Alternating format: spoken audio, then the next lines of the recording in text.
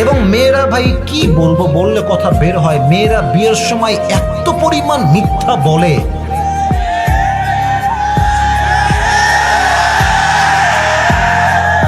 চার ঘাটে পানি খেয়ে আসছে বলে আমি তো জীবনে কারোর দিকে চোখ তুলেও তাকাইনি, আমার কি হবে? এই মিথ্যা কথা বলে যুবকটাকে বিয়ে করে, আর যুবক পরে গিয়ে জানতে পারে যে এইটা সবচেয়ে নষ্টা ক্যাটাগরির মেয়ে। যুবক ভাই, আমার প্রিয় বোনেরা, আপনার বিয়ের পূর্বে সত্য বলবেন, যা বলবেন বাস্তব বলবেন। আপনি আজকে আটা মেখে বিয়ে করবেন, আপনাকে তো বাসন করে মুখ ধোয়া লাগবে যুবক ভাইরা, কথা ঠিক আছে না? তো আমরা বলি আগের বেজার ভালো, পরের বেজার ভালো না। যা আছে বলে দেন, বাস্তবতাকে হাইলাইট করেন।